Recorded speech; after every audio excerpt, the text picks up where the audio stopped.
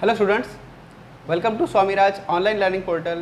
I am your English teacher Mohammad Azim, and today we are going to study the sixth paragraph from the first chapter, The Lost Child, from the supplementary section of English literature textbook of class 9th. यानी आज हम लोग class 9th की English literature text book के supplementary section से पहले chapter the lost child के sixth paragraph के बारे में स्टडी करेंगे। द लॉस्ट चाइल्ड जिसे लिखा है फेमस इंडियन राइटर मुल्कराज आनंद ने। जैसा कि इससे पहले भी हम डिस्कस कर चुके हैं स्टूडेंट्स कि द लॉस्ट चाइल्ड जैसे टाइटल से ही ये पता चलता है कि ये चैप्टर एक बच्चे के बारे में है। द लॉस्ट चाइल्ड का मतलब ही होता है एक छोटा बच्चा जो खो गया है। ठीक है, जो ऐसा स्टूडेंट एक छोटा बच्चा है जो कहीं खो गया है। तो जब खो जाता है अगर कोई बच्चा, तो वो क्या सोचता है, उसके मन की स्थिति क्या होती है, वो किस तरह से रिएक्ट करता है, कैसी प्रतिक्रिया देता है, यही सब इस चैप्टर में दिखाया गया है। ठीक है, और इस चैप्टर में यही बताया गया है। और इससे पहले के जो 5 पैराग्राफ हैं, जो पैराग्राफ 1 to 5, ये मैंने पिछली वीडियोज़ में डिस्कस किए हैं। उनके बारे में जानने के लिए आप मेरी पिछली वीडियोज़ देख सकते हैं। तो स्टूडेंट्स, आज के वीडियो का टॉपिक है पैराग्राफ नंबर 6, और इसके बाद हम लोग पैराग्राफ नंबर 7 को भी डिस्कस करेंगे बाद में। ठीक है, तो अभी शुरू करते हैं पैराग्राफ नंबर 6 में। तो पैराग्राफ को स्टार्ट करने से पहले हमेशा की तरह मैं आपको एक बार फिर से चैप्टर के बारे में एक शॉर्ट एक्सप्लेनेशन देता हूँ कि स्टूडेंट्स, ये जो चैप्टर है ये एक ऐसा बच्चे के बारे में है जो कि खो गया है। ये बच्चा एक रूरल बैकग्राउंड से आता है, विलेज की जहाँ पे है, मतलब गांव की पृष्ठभूमि से आता है। तो वहाँ पे एक मेला लगा है, बसंत का मौसम चल रहा है, और बसंत के मौसम की वजह से एक मेला लगा है। बहुत बड़ा मेला है, बहुत ही ज़्यादा एक भव्य मेला है।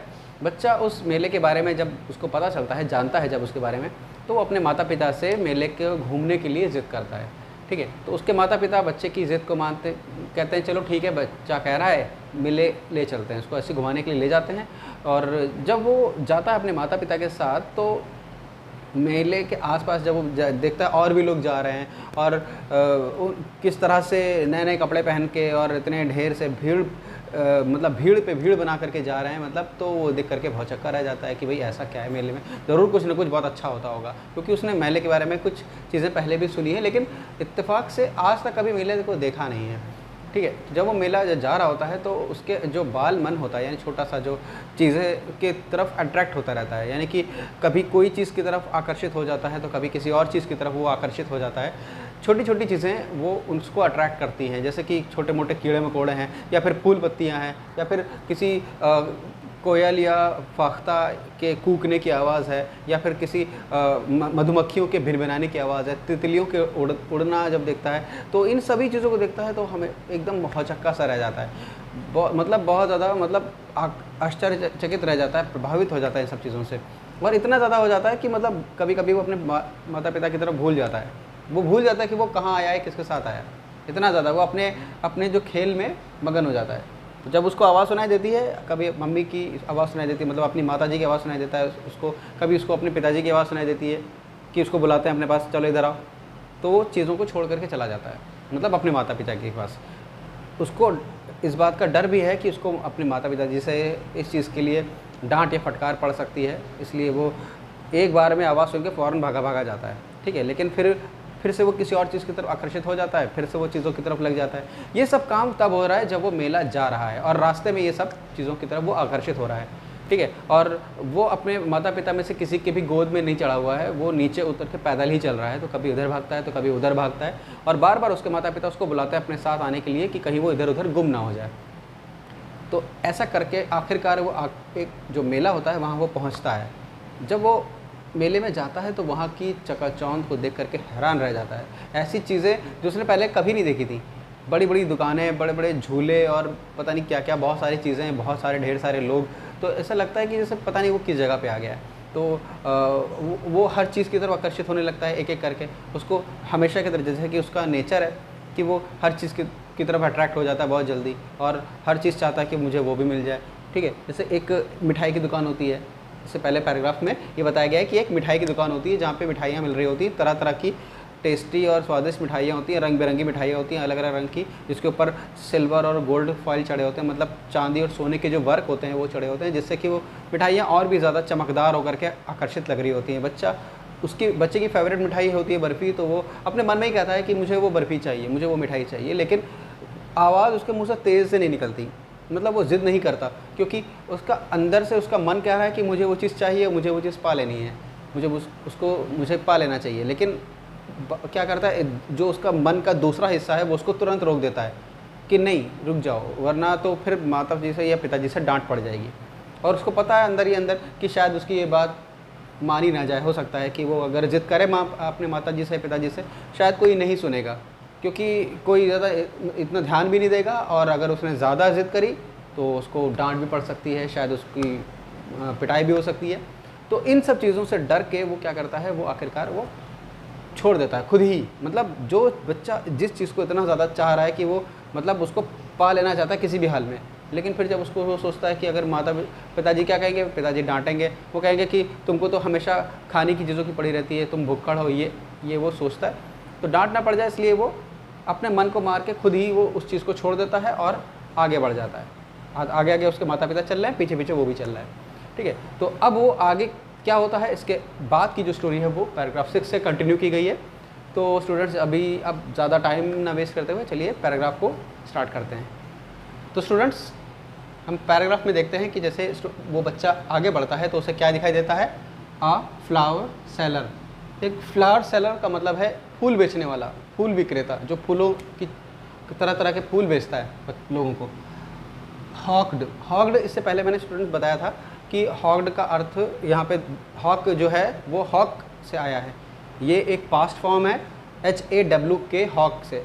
हॉक के दो अर्थ होते हैं, एक जो नाउन इसका मीनिंग होता है, नाउन के फॉर्म में देखेंगे हम, यानी संज्ञा में, तो हॉक का अर्थ होता है उड़ने वाला बाज या चील, मेरे ख्याल से कहते हैं, चील को कहते हैं हॉग, ठीक है। और एक और होता है HAWK हॉक, जो अगर हम वर्ब के तौर पे देखेंगे, यानी एक वर्ब के फॉर्म में देखेंगे, क्रिया के रूप में देखेंगे, तो हॉक का अर्थ होता है ऊंची आवाज़ लगाना, बहुत तेज़ बोलना। और इस तेज़ बोलने का जो मेन जो मोटिव होता है, यानी कि जो उसका आशय होता है, वो होता है किसी को बुलाना या किसी का ध्यान अपनी तरफ आकर्षित करना, ये होता है हॉक का अर्थ, ठीक है। लेकिन अगर कोई विक्रेता है या कोई दुकानदार है, अगर वो ऊंची आवाज़ दे करके अगर बोल रहा है, अब ऊंची आवाज़ में कोई बात बता रहा है, तो इसका क्या अर्थ हो सकता है, जाहिर सी बात है कि वो अपने जो भी सामान बेच रहा है उस सामान को बेचना चाहता है, उसके लिए ग्राहकों को आकर्षित करना चाहता है। जैसे कि आमतौर पे हम लोग देखते हैं फेरी वाले जो गलियों में या मोहल्लों में आते रहते हैं, ठेले पे या किसी और चीज़ पे सामान बेचते हैं, तो वो क्या करते हैं, उनके सामने उनके ग्राहक नहीं होते, ग्राहक अपने घरों में होते हैं या किसी और काम में लगे होते हैं। तो जब वो उस फेरी वाले की आवाज़ को सुनते हैं तो वो उसकी तरफ आते हैं खरीदने के लिए, ठीक है। तो इसके लिए क्या करना होता है, उसको आवाज़ दे के बुलाना पड़ता है। तो यहाँ पे हॉक्ड का अर्थ होता है कि ऊंची आवाज़ दे करके, हाँक लगा करके बुला रहा था। द फ्लावर सेलर हॉक्ड, यानी कि वो ऊंची आवाज़ से बुला रहा था, ग्राहकों को आकर्षित कर रहा था, बेच रहा था सामान। कैसे बोल रहा था, अ गार्लैंड ऑफ नहीं, यहाँ गुलमोहर बताया, अ गार्लैंड ऑफ गुलमोहर, दो बार बोलता है, a garland of gulmohar, a garland of गुलमोहर।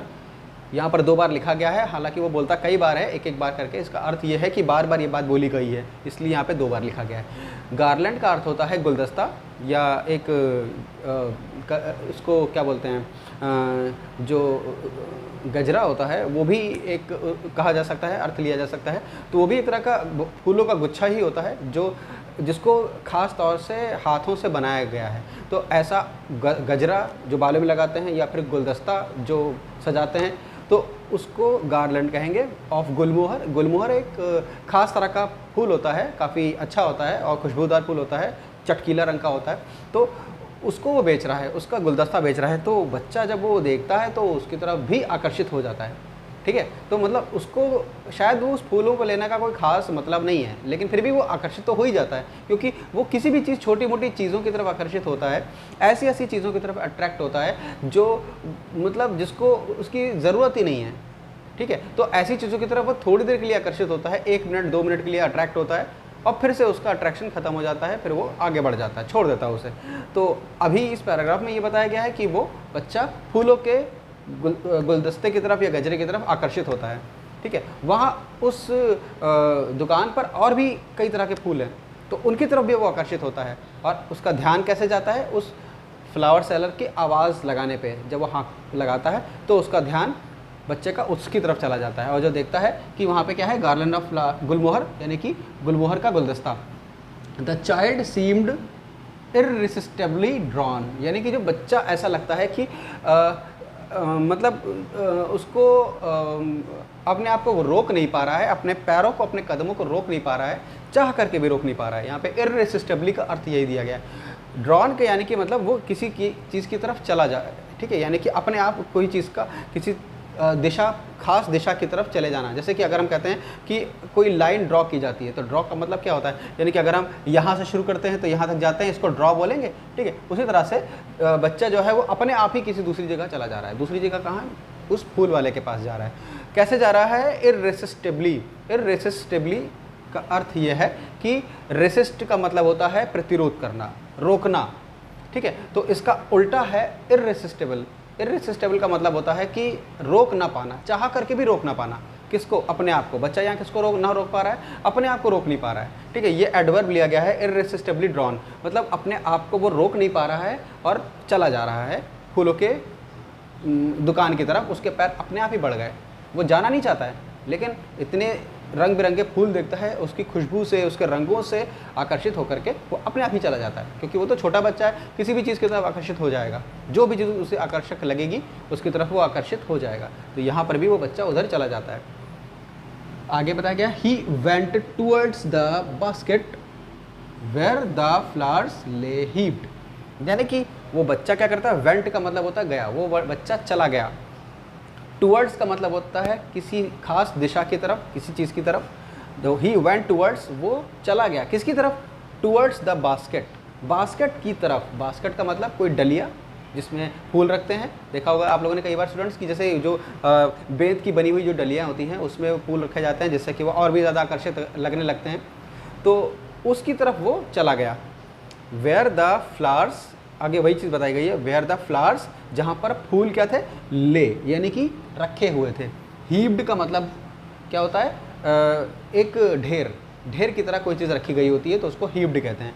ले का अर्थ होता है LAY, ले का मतलब होता है लेटा हुआ या रखा हुआ या पड़ा हुआ। तो यहाँ पर फूल रखे हुए कह सकते हैं या पड़े हुए, दोनों में से कोई भी कह सकते हैं, बात अर्थ वही है। हीप्ड का मतलब एक ढेर की तरह फूल वहाँ पर रखे गए हैं। उसका जो टेबल है वहाँ पर एक फूलों का ढेर लगा हुआ है, कई तरह के फूल हैं, रंग बिरंगे फूल हैं। एंड हाफ मरमर्ड, वहाँ पर जाके क्या करता है? हाफ मरमर्ड, आधा बुदबुदाता है। मरमर का मतलब अर्थ होता है कि बुदबुदाना या फुसफुसाना, धीरे से कहना, मतलब कोई बात को कहना लेकिन इतनी धीरे से कि उसकी आवाज़ ही ना सुनाई पड़े कि क्या कह रहा है। जब बहुत ध्यान से सुनेंगे तब तो पता चलेगा कि वो क्या कहना चाह रहा है, लेकिन उसको मरमर कहते हैं। यहाँ पे पास्ट फॉर्म में लिया गया है। मरमर्ड का मतलब वो धीरे से बुदबुदाया। हाफ मरमर्ड का मतलब होता है मरमर्ड करने पे जो आवाज़ निकलती है उससे भी आधी आवाज़ में बोला। क्या बोला? आई वॉन्ट दैट गार्लैंड, यानी कि मुझे वो गुलदस्ता चाहिए, या मैं वो गुलदस्ता लूँगा, ये वो कह रहा है। बहुत धीरे से बुदबुदाता है। ये बात जो वो कह रहा है कि उसे गुलदस्ता चाहिए, ये वो तेज़ नहीं बोल रहा है, ना ही वो माताजी से या पिताजी से ज़िद कर रहा है कि मुझे ये चीज़ चाहिए। ऐसा क्यों? वो ज़िद नहीं कर रहा, क्यों नहीं कर रहा है?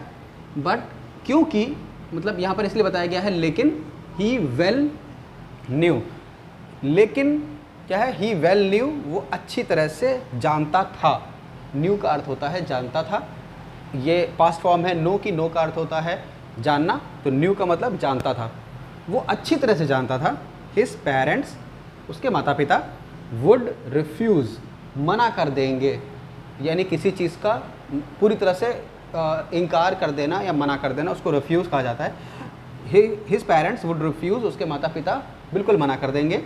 टू बाई हिम, यानी कि उसको खरीदने के लिए, उसको खरीद कर देने के लिए क्या चीज़? दोज फ्लावर्स, उन फूलों को उसे खरीद कर देने के लिए मना कर देंगे, यानी कि वो मना कर देंगे उसको लेने के लिए।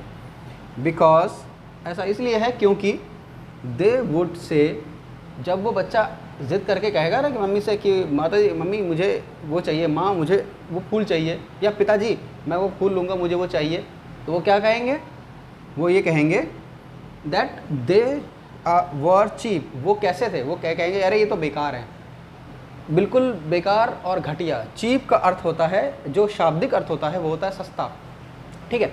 तो इसका जो अर्थ एक तरह से हम ये मान सकते हैं, चीप अर्थ कई तरह के सेंस में लिया जाता है, इसके बहुत सारे इसके मतलब हो सकते हैं, लेकिन जो इसका जो वास्तविक अर्थ होता है, जो मीनिंग होता है इसका, वो होता है ऐसी चीज़, ऐसी वस्तु जिसका मूल्य कम हो, यानी कि जिसकी कीमत कम हो, उसे चीप कहते हैं, ठीक है। तो इसका मतलब ये हुआ कि चीप का अर्थ क्या होता है, कभी कभी सस्ता भी हम मानते हैं, कभी कभी घटिया भी बोलते हैं, कभी बेकार भी कहते हैं, तो अलग अलग सेंस होते हैं। तो इस डिपेंड करता है कि हम किस सेंस की बात कर रहे हैं।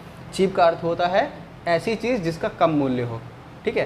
तो यहाँ पर चीप का अर्थ घटिया की तरह उन्होंने लिया, यानी कि बेकार है, जिसकी कोई मूल्य नहीं, ऐसा उसके माता पिता कह रहे हैं कि वो बेकार है, तुम क्या करोगे उसको लेके, वो बिल्कुल बेकार है, घटिया है, एकदम यूज़लेस है, उसको मत लो, ये कहते हैं। इसलिए ये बात उन्होंने कही नहीं है, उसके माता पिता ने ये बात कही नहीं है, ये बच्चे ने खुद ही सोच लिया।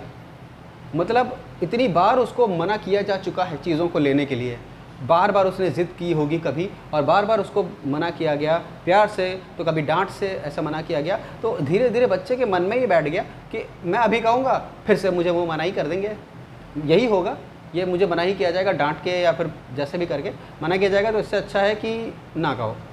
ये सोच के वो उनसे कहता ही नहीं है अपने आप ही, वो सिर्फ सोच लेता है कि उसको ये उत्तर मिलेगा अपने माता पिता जी की तरफ से, वो उसको नहीं दिलाएंगे, ये बात भी जानता है।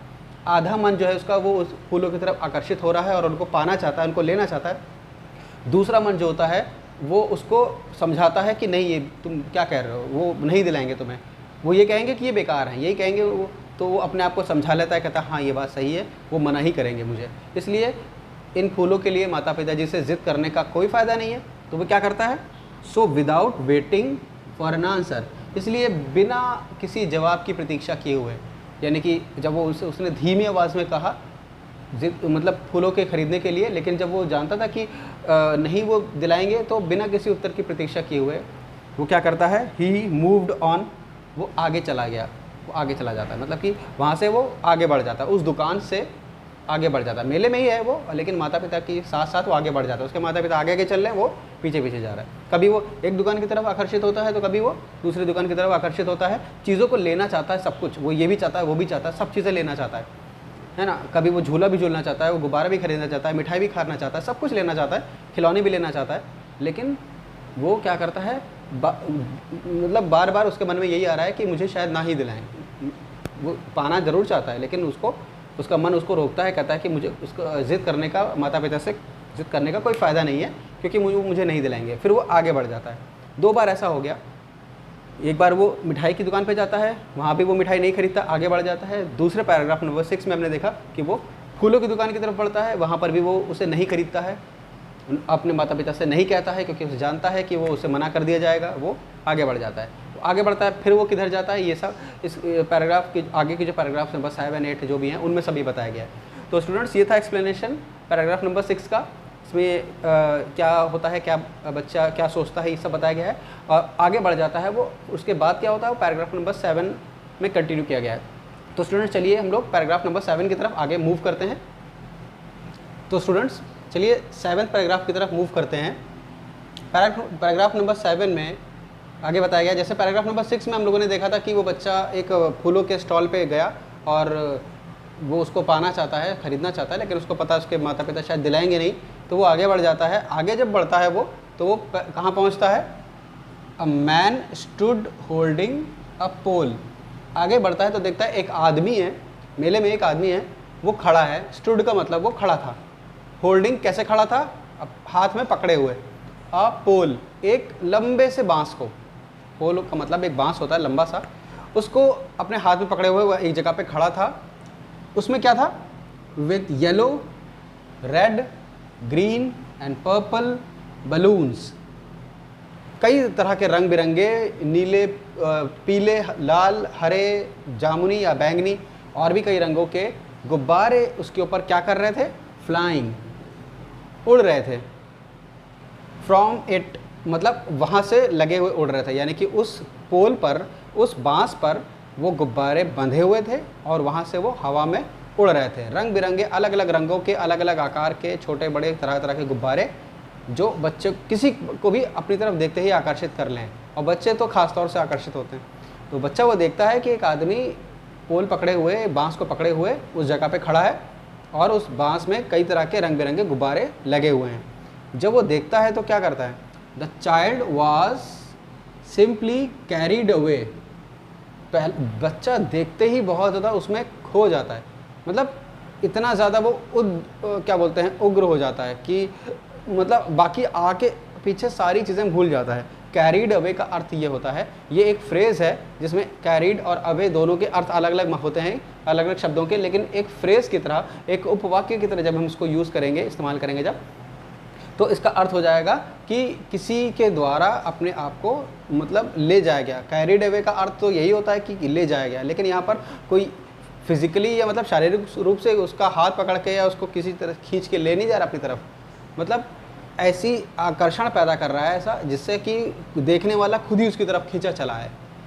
यानी कि जब बच्चा उसको देखता है तो वो अपने आप को ऐसा महसूस करता है कि वो उसकी तरफ अपने आप ही खींचा जा रहा है, वो जा नहीं रहा है, उसके कदम उधर नहीं जा रहे हैं, वो तो अपने माता पिता की तरफ पीछे जा रहा है, उनके साथ साथ जा रहा था, लेकिन गुब्बारे देख करके वो उनकी तरफ अपने आप ही चला जाता है।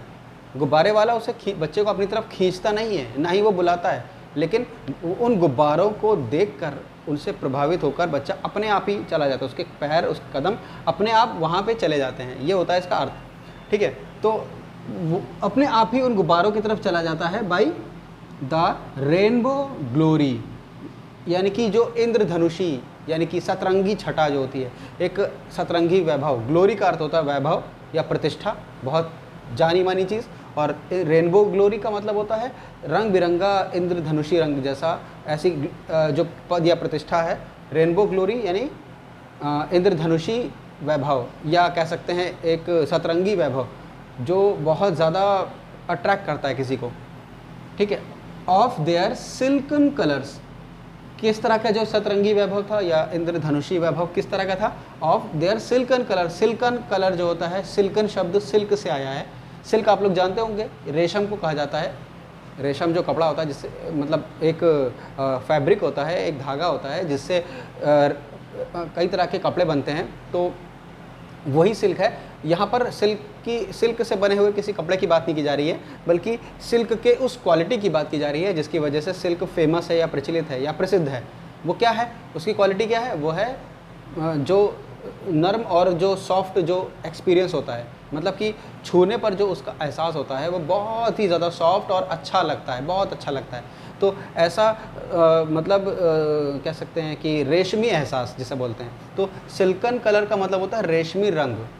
रेशमी रंग है, इंद्रधनुषी छटा बिखेरते हुए रेशमी रंग जो हैं वो उस गुब्बारे से फैल रहे हैं इधर उधर, ऐसा बच्चे को लग रहा है, बच्चा ऐसा देख रहा है। एंड और इसके अलावा क्या है, he was filled with an overwhelming desire, यानी कि ही वॉज फिल्ड, वो भर गया, the with an overwhelming. Overwhelming का मतलब होता है बहुत ज़्यादा, मतलब किसी चीज़ की तरफ दिल से किसी चीज़ के लिए, किसी चीज़ को पाने के लिए या उसके प्रति अपना अट्रैक्शन दिखाने के लिए बहुत ज़्यादा एक्साइटमेंट जब भर जाता है, बहुत ज़्यादा। ये एक्साइटमेंट किसी व्यक्ति के लिए भी हो सकता है, जब हम किसी व्यक्ति को पसंद करते हैं या उसके द्वारा किए गए किसी काम को उससे ज़्यादा बहुत ज़्यादा प्रभावित हो जाते हैं और उसको पसंद करते हैं, तो उसको ओवरहेल्म कहेंगे। ओवरहेलमिंग डिज़ायर यानी कि ऐसी इच्छा से भर गया उस बच्चे का दिल। ही वॉज फिल्ड, बच्चा जो है भर गया, ऐसी मतलब जैसे कह सकते हैं कि वो उसकी तरफ देख करके मंत्रमुग्ध हो गया, मतलब कि अब वो उसकी हर चीज़ उसको पसंद आ रही है। वो गुब्बारों का रंग भी उसे बहुत अच्छा लग रहा है, वो उनका आकार प्रकार भी बहुत अच्छा लग रहा है, वो जिस तरह से उड़ रहे हैं हवा में, इस तरह से लहरा रहे हैं, वो भी उसे बहुत अच्छा लग रहा है। मतलब उससे जुड़ी हर चीज़ उसे पसंद आ रही है बच्चे को, और बच्चा एक कह सकते हैं एक मंत्रमुग्ध होकर के उसकी तरफ खींचा चला गया। और बच्चा क्या चाह रहा है, to possess them all. Possess का अर्थ होता है किसी चीज़ को प्राप्त कर लेना या अपने पास रखना। ठीक है, तो बच्चा क्या करना चाहता है, उसे पा लेना चाहता है, प्राप्त कर लेना चाहता है। देम ऑल, देम का मतलब होता है उनको, ऑल का मतलब होता है उन सबको, जितने भी गुब्बारे हैं उन सबको पा लेना चाहता है। मतलब अपने माता पिता से वो ये नहीं कहना चाहता कि उसे लाल वाला चाहिए गुब्बारा या बैंगनी वाला चाहिए या फिर हरा वाला चाहिए, उसे सारे चाहिए। वो इतना ज़्यादा एक्साइटेड है, इतना ज़्यादा उससे प्रभावित है कि वो सारे के सारे चाहता है। लेकिन स्टूडेंट्स यहाँ पे फिर से वही चीज़ बताई गई है कि बट ही वेल न्यू, वो अच्छी तरह से जानता था। जैसे पहले पैराग्राफ में बताया गया है कि वो पिछले के जो पैराग्राफ्स थे, जो पैराग्राफ्स 5 और 6 थे, उसमें ये बताया गया कि वो खरीदना चाहता है कोई भी चीज़, लेकिन वो जानता है कि उसके माता पिता नहीं दिलाएंगे। वही बात यहाँ पे फिर से आ जाती है सामने, बट ही वेल न्यू, वो बहुत अच्छी तरह से जानता था। क्या जानता था? हिज पेरेंट्स, उसके माता पिता, वुड नेवर बाई हिम, उसको खरीद कर नहीं देंगे, द बलून्स, उन गुब्बारों को जो वो चाहता है, पाना चाहता है, उन गुब्बारों को वो खरीद कर नहीं देंगे। ऐसा क्यों? बिकॉज दे वुड से, वो ऐसा कहेंगे, ही वॉज टू ओल्ड, वो बहुत ज़्यादा क्या है? ओल्ड है। ओल्ड का अर्थ हम लोग क्या मानते हैं? बूढ़ा। ज़्यादातर आमतौर पर अर्थ यही माना जाता है कि जिसकी आयु अधिक हो, बहुत उम्र दराज या बूढ़ा होता है, उसको ओल्ड कहते हैं। तो यहाँ पे बच्चे के कहने का अर्थ ये नहीं है, मतलब उसके माता पिता ये नहीं कहेंगे कि तुम बूढ़े हो, मतलब ऐसा नहीं कहेंगे कि अरे तुम तो इतने बुढ़े हो गए तो तुम खिलौनों से खेलोगे। तो बच्चा बुढ़ा नहीं हुआ है, अभी भी वो बच्चा ही है। लेकिन उनका कहने का अर्थ ये है यहाँ पे बहुत बड़े हो। ओल्ड का अर्थ होता है बड़ा होना, आकार में बड़ा होना नहीं, क्योंकि आकार में बड़ा होने को तो बिग या लार्ज कहा जाता है, बल्कि आयु में बड़ा होना, उसको ओल्ड कहेंगे। किसी भी वस्तु को या किसी भी जीवित हो या निर्जीव, किसी भी वस्तु को अगर उसकी अधिक ज़्यादा, अगर कोई जीवित वस्तु है यानी मतलब कोई व्यक्ति है, तो अगर वो उसकी ज़्यादा आयु है, चाहे वो व्यक्ति हो चाहे वो कोई पशु या जानवर कोई भी हो, उसको ओल्ड कहेंगे। और अगर कोई निर्जीव चीज़ है तो अगर वो जितनी पुरानी है तब उसको ओल्ड कहेंगे। ठीक है, तो ही वॉज टू ओल्ड, कि तुम बहुत बड़े हो गए हो, to play with such toys, इस तरह के खेलने खिलौने गुब्बारे और खिलौने खेलने के लिए अब तुम बड़े हो गए हो। अब तुम्हारी ये उम्र नहीं है। वो जो छोटे बच्चे होते हैं, बिल्कुल जो चलना सीख रहे होते हैं या फिर ठीक से बोल भी नहीं पाते हैं, ऐसे बच्चे गुब्बारे से खेलते हैं। तुम क्या करोगे गुब्बारे से खेल के? तुम इतने बड़े हो गए हो, गुब्बारों से खेलोगे? ऐसे कहेंगे, मतलब कि कुछ इस तरह से कहेंगे जैसे लग रहा है कि उसकी बेइज्जती कर रहे हैं, उसको शर्मिंदा कर रहे हैं, जिससे बच्चे को शर्म आ जाए। इसलिए क्या करता है बच्चा? ये बात कहने का विचार छोड़ देता है। सो ही वॉकड ऑन फार्दर, इसलिए वो क्या करता है? आगे चला गया। वो ऑन फार्दर का मतलब होता है आगे की तरफ, वॉकड का मतलब चला गया, फर्दर का मतलब आगे, आगे बढ़ गया या आगे चला गया, ये कह सकते हैं। यानी कि बार बार वो क्या कर रहा है? सिर्फ कोई भी चीज़ लेना चाहता है, पाना चाहता है, ठीक है, लेकिन उसको पता है कि उसके माता पिता जिसे अगर वो कहेगा तो उसको क्या जवाब मिलेगा, वो जानता है। इसलिए वो बिना कहे, मतलब उनसे कुछ कहता ही नहीं है और अपने मन में ही सोच लेता है कि उसको मना कर दिया जाएगा। हो सकता है कि उसको बेइज्जती कर दी जाए, हो सकता है उसको डांट दिया जाए, शायद पिटाई भी हो जाए। तो ये सब बातें वो सोचता है, इसलिए वो कहता है इन सब बातों की वजह से ना कहना ही बेहतर है, क्योंकि पता है कि अगर हम कहेंगे तो ये भी नहीं है कि 2-4 थप्पड़ खा जाएं उसके बाद चलो भैया लेके दे दो, तो उसमें ये होता है कि अरे थोड़ा सी डांट ही तो पड़ेगी, हमें वो चीज़ तो मिल जाएगी। यहाँ पर तो हाल ये है कि उसको डांट भी पड़ जाएगी और वो चीज़ जो चाह रहा है वो भी नहीं मिलेगा, तो फिर फ़ायदा क्या है जिद करने का? कोई नहीं फ़ायदा है। लेकिन जो उसका बाल मन है वो आकर्षित तो हो ही रहा है चीज़ों की तरफ, है ना, तो उससे वो अपने आप को रोक नहीं पा रहा है। पहले वो आकर्षित हो जाता है, बाद में उसका मन उसको रोकते हुए कहता है, समझाता है, अपने मन को वो खुद ही समझाता है कि कोई फ़ायदा नहीं है, हमको ये कहेंगे, हमको ऐसा बोलेंगे, हमको ऐसा बताएंगे, डांट भी देंगे, तो रहने दो, ये चीज़ें रहने देते हैं। और फिर वो अपने माता पिता की तरफ आगे बढ़ जाता है पीछे पीछे। तो स्टूडेंट्स, यहाँ पे पैराग्राफ नंबर 7 को कंप्लीट कर दिया गया, यहाँ पे इसका कंप्लीट एक्सप्लेनेशन हो गया है। तो इस वीडियो में हमने पैराग्राफ नंबर 6 और 7 दोनों को कवर किया है और आई होप कि ये वीडियो आपको पसंद आई होगी और समझ में भी आई होगी। तो स्टूडेंट्स, अगले पैराग्राफ्स को उनके एक्सप्लेनेशन के लिए मिलेंगे अगले वीडियो में, और तब तक के लिए थैंक यू सो मच।